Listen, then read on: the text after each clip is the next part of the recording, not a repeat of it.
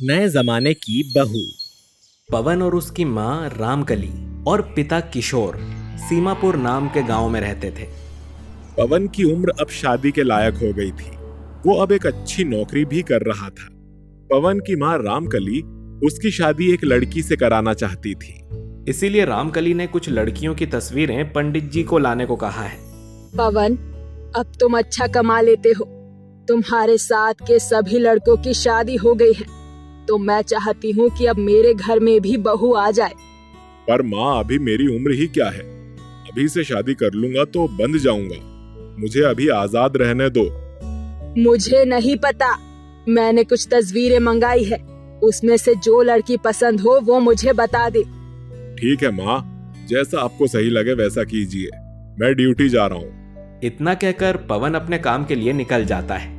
रामकली बहुत खुश थी, क्योंकि पवन अपनी माँ की कही बात को कभी नहीं टालता था। इसीलिए अपनी जिंदगी का फैसला भी अपनी माँ पर डालकर वो नौकरी के लिए चला गया।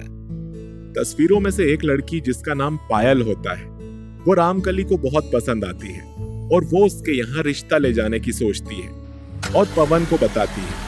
अगले दिन तीनों लड़की देखने के लिए पायल के घर जाते हैं और सभी लोग बैठकर बातें ही कर रहे होते हैं कि तभी रामकली कहती है, देख पवन, तुझे लड़की से कुछ पूछना है तो पूछ ले। जिंदगी तुम दोनों को ही बितानी है। माँ, मैंने भला कभी आपकी बात टाली है? अगर आपको ये मेरे लिए पसंद है तो मुझे इसमें कोई एतराज नहीं है। वो तो मैं जानती हूँ बेटा, लेकिन फिर भी अगर तुझे कुछ बात करनी है तो कर ले। नहीं माँ, मुझे ये पसंद है। आपकी पसंद ही मेरी पसंद है। दरअसल पायल सिंपल सी साड़ी में उन लोगों के सामने आई थी, जिसमें वो बहुत ही संस्कारी लग रही थी। उसे देखकर रामकली ने उसको अपनी बहू के रूप में स्वीकार कर लिया। कुछ दिन बाद पवन और पायल की शादी हो जाती है और पायल दुल्हन बनके उनके घर आ जाती है। अपने बेटे की शादी से रामकली बहुत खुश थी और माँ को देख पवन भी खुश था। सब कुछ अच्छे से हो जाता है। शादी के अगले ही दिन बहू की मुंह दिखाई थी, जहां आसपास की औरतें रामकली की बहू को देखने आई थीं। अरे रामकली, बहू तो तू चांद का टुकड़ा लेकर आई है, पर दहेज तुझे नहीं मिला। मेरे लिए तो यही दहेज है। सर्वगुण संपन्न है मेरी बहू और भगवान का दिया सब कुछ तो है। अरे फिर भी कुछ तो लेती ना।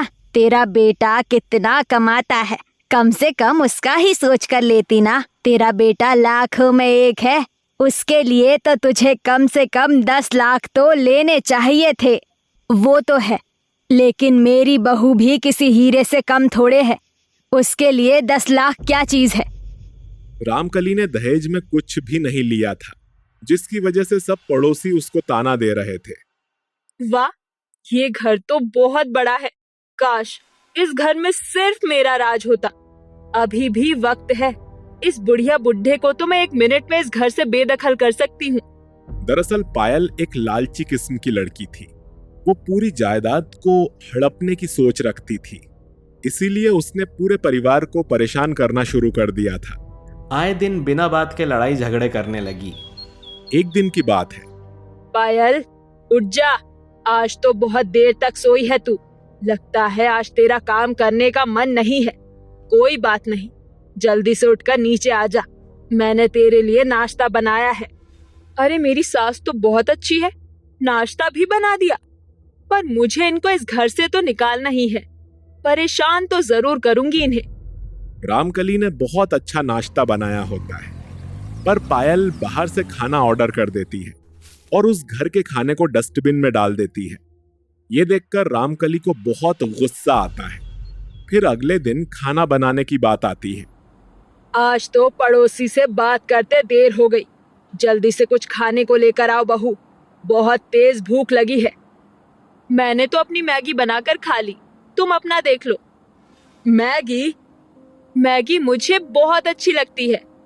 और हमारे लिए खाना, मैंने अभी मैनिक्योर और पेडिक्योर करवाया है, तो खाना बनाकर मैं अपने हाथों को खराब नहीं करना चाहती।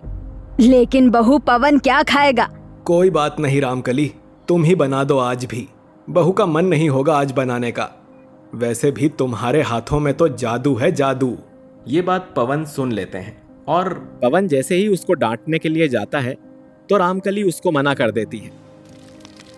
और तीनों मिलकर खाना बनाते हैं। पवन के हाथ रामकली खाना भिजवाती है। कितना ऑयल है, ये मैं नहीं खा सकती, इससे मेरी स्किन खराब हो जाएगी। माँ ने इतने चाव से बनाया है, खा लो। तो मैं क्या करूं? तुम्हारी माँ पहले भी तो खाना बनाती थी। मुझसे उम्मीद मत रखना कि मैं खाना बनाऊंगी। मैं पार्टी में जा रही हूँ। पायल इसी तरह घर में सभी लोगों को परेशान करती थी, पर सभी लोग आपस में प्रेम से रहते थे।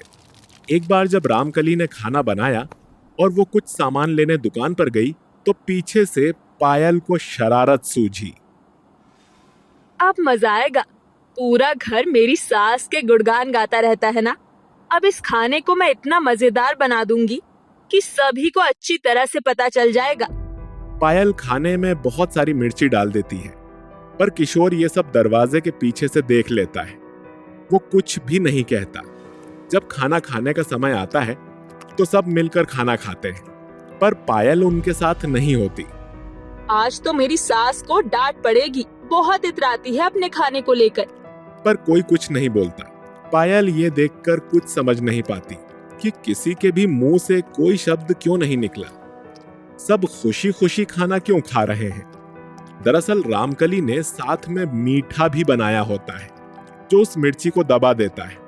सबको पता था कि ये हरकत पायल की है, पर पायल सबकी बुनियाद को नहीं हिला पाती। आज बहुत बड़ा दिन है, हम सब मंदिर जा रहे हैं, तुम भी चलो। मुझे इन फालतू की चीजों में कोई इंटरेस्ट नहीं है। तुम उस पत्थर की मूर्ति को मनाओ, मैं नहीं मानती ये सब। जिसने हम सबको बनाया है, उस पत्थर की मूर्ति को मानना कोई गलत बात तो नहीं है। माँ जी, आप मुझे भाषण देना बंद कीजिए। आपको जाना है तो जाइए, मुझे कोई मतलब नहीं है। वैसे भी मेरे कुछ दोस्त आ रहे हैं, मुझे उनके साथ टाइम स्पेंड करना है। रामकली और बाकी सब वहां से चले जाते हैं। उनके पीछे पायल बेहोश होकर गिर जाती है। जब उसकी आंख खुलती है तो वो अपने आप को हॉस्पिटल में पाती है और उसे खून चढ़ रहा होता है। तभी उसे सामने से उसका परिवार और डॉक्टर आते हुए दिखते हैं। वो आंखें बंद करके सोने का नाटक करती है। तभी डॉक्टर रामकली को कहते हैं, अगर आप इसको लाने में आधे घंटे की भी देरी कर देते तो इसको बचा पाना मुश्किल था। मैं अपनी बहू को कुछ नहीं होने दूंगी। वो तो अच्छा हुआ आपका ब्लड ग्रुप आपकी बहू से मैच कर गया। अगर आपका ब्लड नहीं मिलता तो ये ब्लड ग्रुप बहुत मुश्किल से मिलता है और हमारे हाथ में फिर कुछ भी नहीं रहता। सच में आप बहुत अच्छी सास हैं। ऐसी सास तो मैंने कहीं देखी ही नहीं, जो अपनी बहू के लिए अपना खून दे दे। वो मेरी बहू नहीं, बेटी है। माना कि थोड़ी सी नटखट है, पर मैं जानती हूँ वो बहुत अच्छी तरह से घर संभाल सकती है। और उसको घर संभालना अगर मैं नहीं सिखाऊंगी तो भला कौन सिखाएगा? मैं अपनी बहू के साथ हमेशा खड़ी रहूंगी। पायल जब ये सब सुनती है तो उसे अपनी गलती का एहसास होता है और वो मन ही मन बहुत पछताती है। जैसे ही रामकली उसके सिर पर हाथ रखती है तो पायल उसे गले लगाकर रोने लगती है। अपने सारे गमों को इन आंसुओं में बहने दो बेटी। मैंने सारी जायदाद तुम्हारे नाम कर दी है। मुझे जायदाद नहीं चाहिए माँ, मुझसे बहुत बड़ी गलती हो गई, मुझे माफ कर दो। जब मेरे पास इतनी बड़ी दौलत है तो मैं इन कागज के टुकड़ों का क्या करूंगी? पायल रामकली के हाथों से जायदाद के पेपरों को लेती है और उसके टुकड़े टुकड़े कर देती है। ये देखकर किशोर बहुत खुश होता है, क्योंकि अब उन्हें विश्वास हो गया था कि पायल बिल्कुल बदल गई है। अब सास बहू हमेशा साथ साथ रहती थी और एक दूसरे का हाथ बटाती थी।